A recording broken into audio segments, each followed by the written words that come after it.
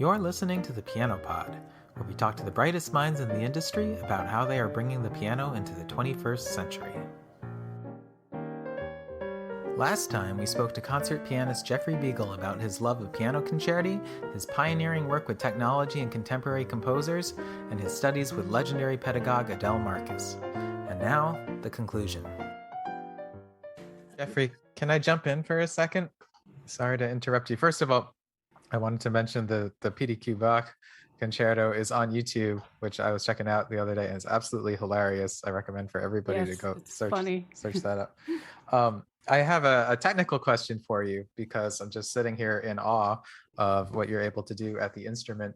And you have so much repertoire at your command from every different time period, Baroque to the most contemporary. How are you able to remember all this music? Like, how many hours of repertoire do you even have in your fingers? I don't know. I mean, I kind of work on what I need at the moment, and then if I know something's coming up, I like to. I always say the things you remember the most are the things you learned when you were young. That's true. Brain cells soaking it up like a sponge. Sponges get old too. And I just remember things that I'll say, oh, let me go get the score. And I say, I can't find it. And I'm playing the thing. I was like, how do I remember that? And I just think it has to do with that. Just remembering things that you. I always say to students, don't stay on the same piece forever. It's not going to make it any better. You're going to go back to it 60 years later and you'll get it. They said, I got to wait that long. I said, yes, so did I. Uh-huh. But, you get things as well as you can, but you remember things. Wonderful. Yeah. But with new music, I use the score. I've been using score now for almost everything because I don't trust it for some reason. I trust my memory for certain things. But for performing, even when I was doing online concerts for the Sonata Piano Camp in Vermont, we were remote, still are to some extent. And everything I did with all the YouTube concerts online, being in the pandemic forced me in a way to go away from concertos because you couldn't go to orchestras, and dug out all the standard repertoire. I was playing so much standard repertoire again, which was great. It was a weird way to have to do it, but it was a positive way to deal with the situation. So that's how. So speaking of pandemic, you've done quite a lot of compositions. I've saw some of the YouTube clips. And so could you tell us about your life during COVID? I remember the last concert I did was in Florida in March with Kenneth Fuchs' piano concerto. And I came home and that was it. I went to teach at Brooklyn College that week, last day, that was it. We shut down. And that was like March 8th, 9, 10, around there. By the 27th, I was feeling really caged in. And I don't think I did the YouTube. I started doing weekly YouTube concerts from home and music of all styles. And I decided to write. I really haven't written much piano music at all because I thought, who am I competing with? I mean, Chopin, forget it. But it was a time in my life and in the lives of everybody where we were soul searching, returning within. And I just heard music in my head. And so I'll play a little of this first piece I wrote March 27. It's a Waltz of Hope.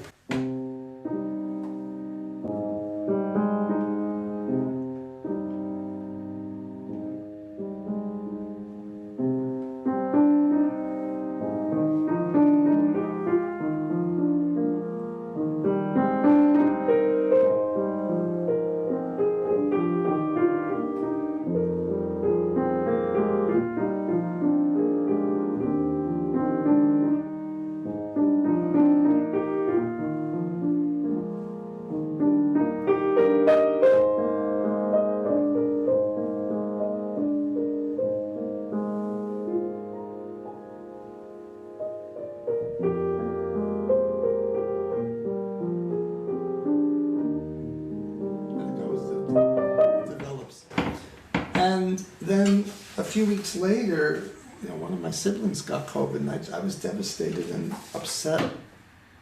Who knew what was going to be with anything? So I wrote a second Waltz of Hope.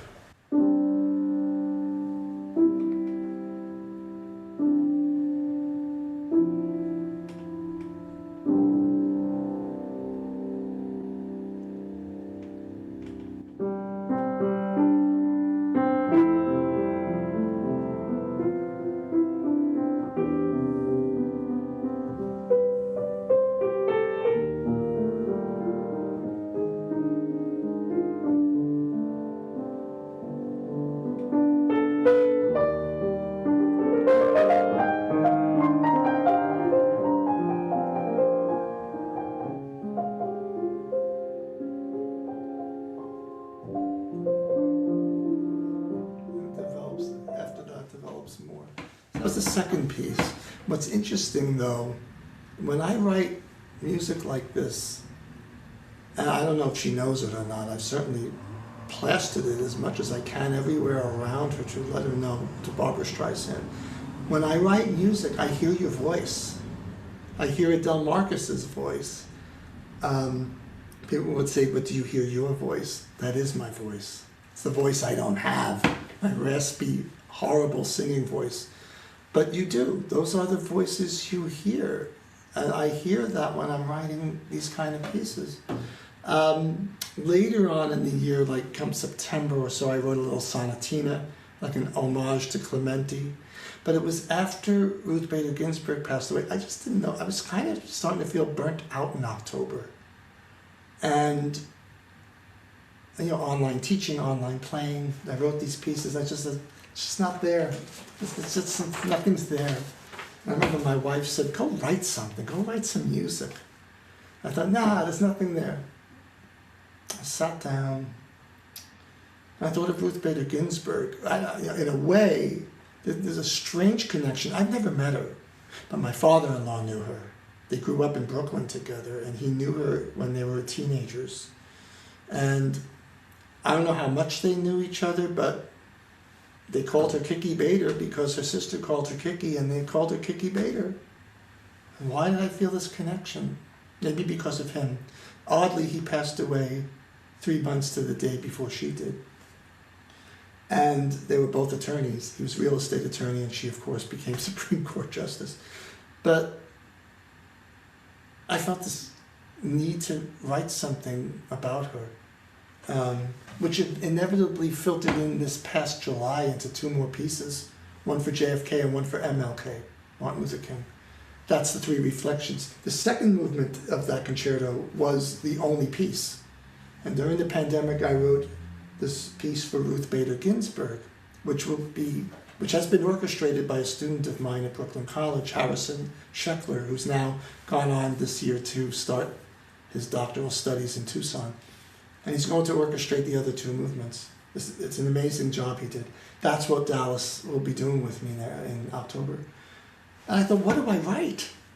Where do I begin? I thought, well, think of the names.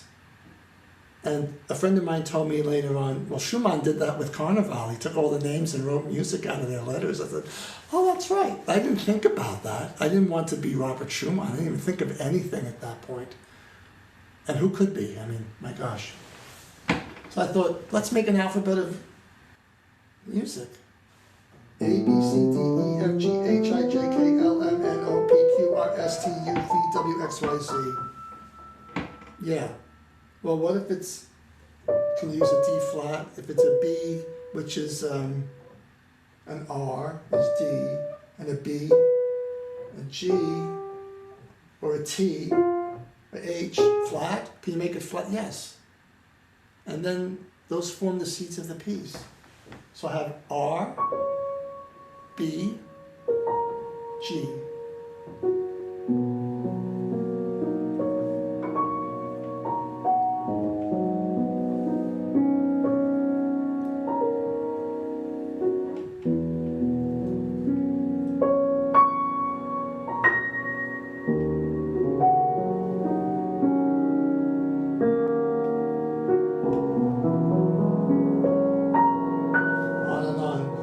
Come to her name Ruth. Well, what do you do with that? You have a D, a G, an F, and an A. So can I do? Or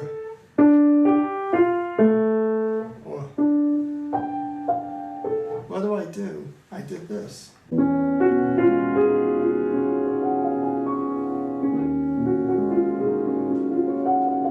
Bader is B-A-D-E-R. Ginsburg, Ginsburg.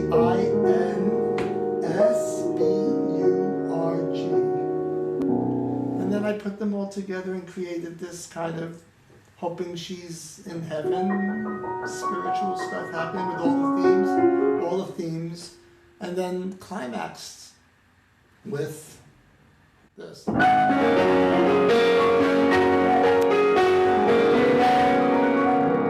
Star-Spangled Banner, and then big climax. And then the 3 lines. And then the gavel. And then it ends just with her name. They had a nickname, K-I, Kiki. So that became that piece. And from being burnt out to being creative, I don't know if that would have happened if not for a pandemic. I wasn't going in that direction. I was just commissioning music and planning projects. But it was a year of reflection, a year of soul searching, and just evolving and surviving. And a little strange year. I mean, I think as we live through things, we deal with it. If we survive through it, I don't think we're going to really feel the impact of this until later on. It's like a PTSD. We won't really get it until we try to get back into whatever we knew. But it was an interesting part of the journey. And if you told me a year ago you're going to write a piece and it will be orchestrated and you'll play it with the Dallas Symphony next year, I'd say, well, that's a nice dream to have. And you will raise money for Ellen Takes will look to write a piece about Ruth Bader Ginsburg, and Denise Graves will sing it with you in Dallas. I'll be like, you're a real dreamer. But sometimes things just happen because they're supposed to. And I raised money during the pandemic, not only for that project, but also for a project in 2 years from now to celebrate Rhapsody in Blue Centennial. So I asked the Boyer to be the composer for Rhapsody in Red, White, and Blue. I raised all this money during the pandemic so the orchestras don't have to pay toward his fee.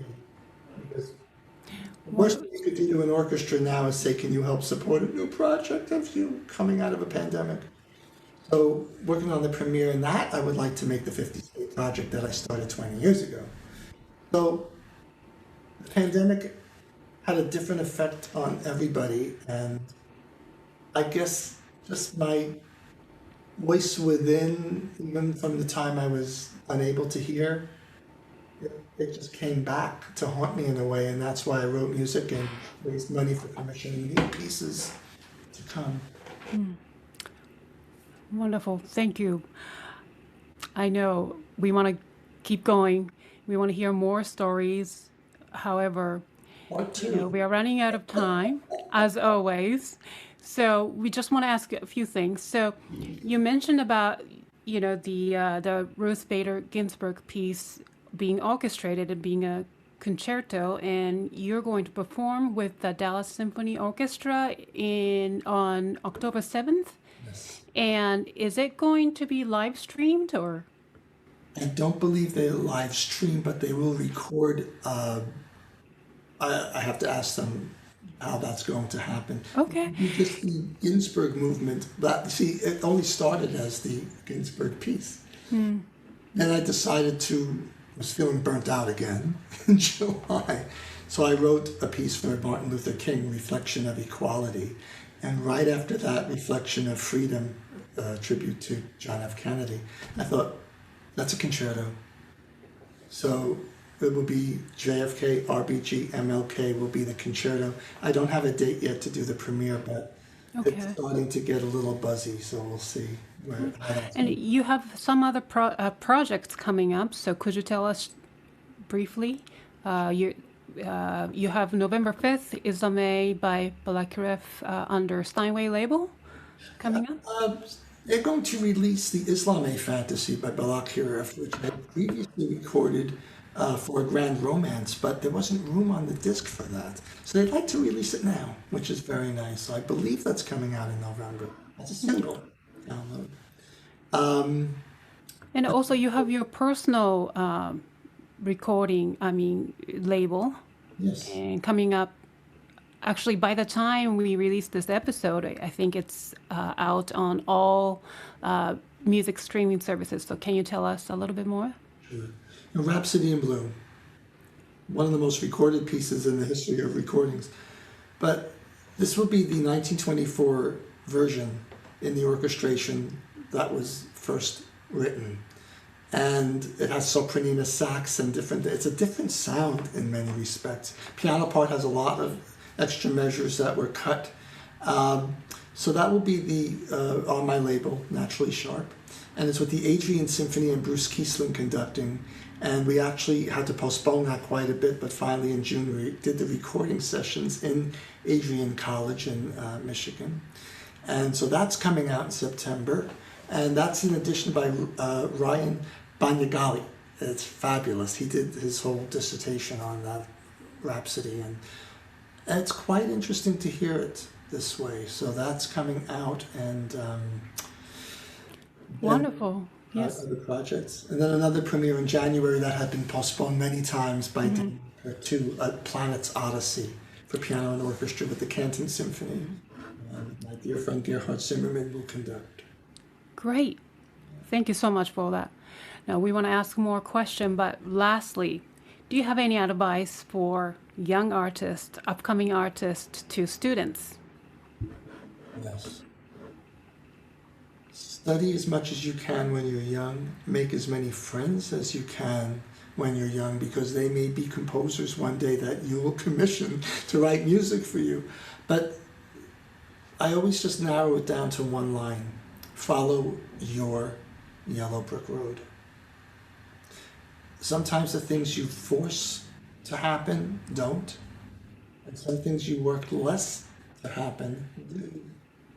And I've learned a lot over the years too, but I pushed as much as I can because it was, before technology, honestly, I used to just take a book and call conductors at home.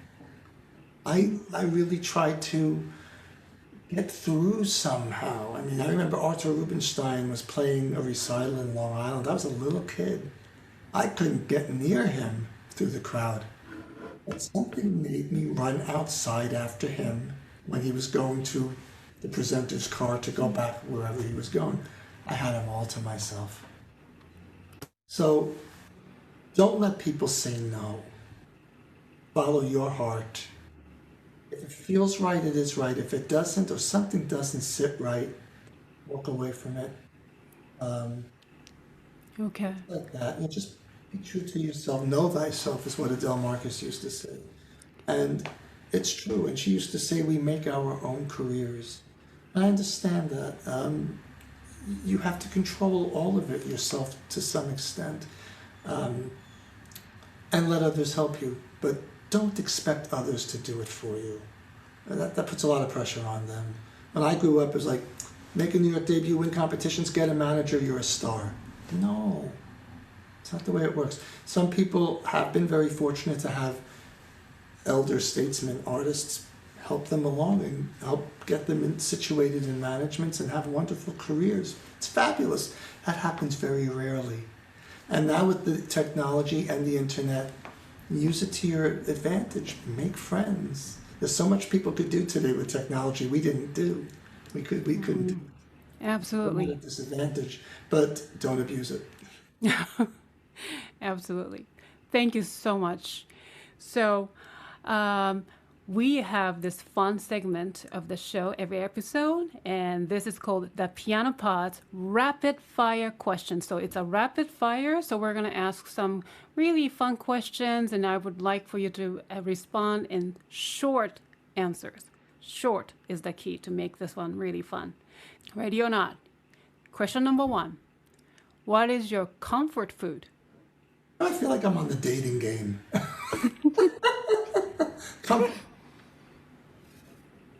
That's a tough question to ask a musician. I relate everything to food. M&Ms. I haven't had them in so long. I lost some weight. It's okay. We all have. Great. So number 2, cats or dogs? I've always had dogs, but cats are great too. I'm a dog guy. Beagle, what do you expect? Absolutely right. So what is your word or words to live by? Integrity, respect, grateful. Okay. Thank you. What is the most important quality you look for in people? Respect. What is the worst quality in people you want to stay away from? Entitlement. Oh, That's a good one. Name 3 people who inspire you, living or dead. Beethoven, Hmm. Adele Marcus, I can tell. my parents, Oh. my wife, quintets. Oh, you got 5. Sorry. We will change the question. And which historical figure or composer do you want to learn or take lessons from if he or she were alive? That's a tough question because you want certain things from certain composers. I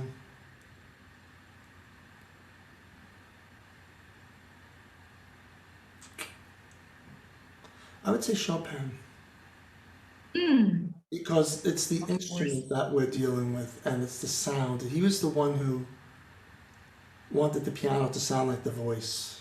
Hmm. I mean, you could study with other people too, and Beethoven for things.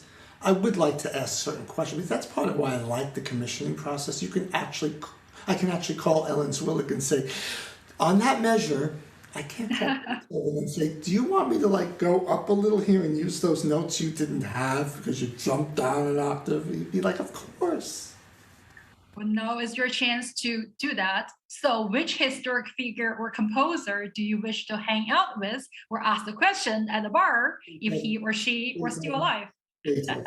Totally. Beethoven. Because there's so many things in the score. Like, well, I'm using this piano. Do you really want to mark that forte in your score? No, it's too loud. Mark it down.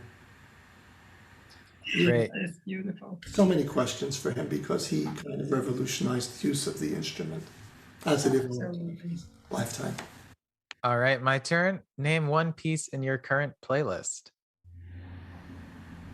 Oh, playlist. I don't even have a playlist. I just think that is fresh and new. I don't have a playlist. I couldn't even make that up because I like to see what's going on at the moment and I click on it. Mm-hmm. That's what So what's the last piece you listened to? I don't even remember which one it was. It was a whole bunch of it. I love the piano files of Mark Ainley on Facebook and Instagram because he shares recordings by artists we've never heard of, absolutely stunningly beautiful performances from the middle of the 20th century, people that just didn't become famous, but their work was so incredible. So I definitely recommend, visiting the piano files of Mark Ainley, Ainley. They are really fascinating. I mean, I could click on the Schultz-Evler arrangement of the Blue Danube, and there's over a dozen different recordings on YouTube by pianists I never heard of playing it. It's remarkable. Yeah, it sounds like an incredible resource. Yeah. Okay. Well, what's a book title that you are currently reading? I'm not reading anything right now. Okay. Right now it's The Planet's Odyssey of Daniel Pertu and The Legend of Bijan and Manil by Farhad Pupel, a new piece that I'm going to learn for next year. Iranian composer. So the book titles are now new music. So I haven't been able to really go away and just read something. Fair answer.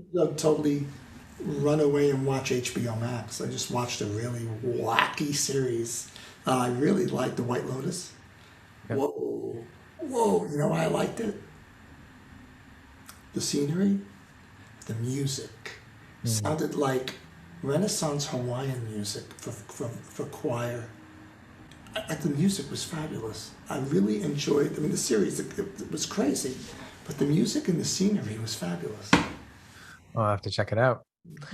All right. Everybody loves this next question. You only get one piece to listen to for the rest of your life. What is it? Rachmaninoff Third Piano Concerto. Lovely. Okay, final question. Fill in the blank. Music is blank.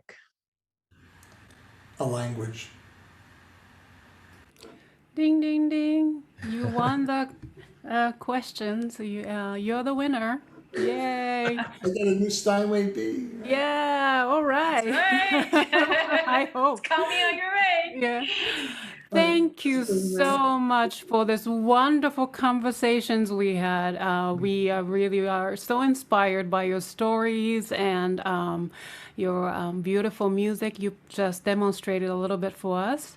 So, and thank you for joining us today. And we would like to remind our audience that your Mr. Biegel's digital recording release from his own label, Naturally Sharp, will be available actually soon, or maybe about the time that we release this episode, all on digital outlets. And that's the Rhapsody in Blue in 1924 version. And also you will be performing, it's the premiere of your piece, Reflection of Justice, an Ode to RBG, which you're going to be performing with the Dallas Symphony on October 7th. And November 5th release, Steinway label, Islamé. And January, you will be premiering A Planet's Odyssey by Daniel Pertu. Yes. So, yes. And we want to thank the audience for joining us today. If you enjoyed today's episode, please read and review on whatever podcasting platform you use. If you're watching us on YouTube, remember to hit the thumbs up button and be sure to subscribe to our channel. You can also find us on Facebook, Twitter, Instagram, and LinkedIn. The links are in the description below. And as always, if you have any feedback for us, we would love to hear it. Leave it in the comments, send us DM via social media. You can email us at thepianopodnyc@gmail.com. We'll see you for the next episode of the Piano Pod. Bye, everyone. Goodbye. Ciao. Thank you, Mr. Biegel. Thank you. Thank you so much for coming on our show. I love it. Thank you so much.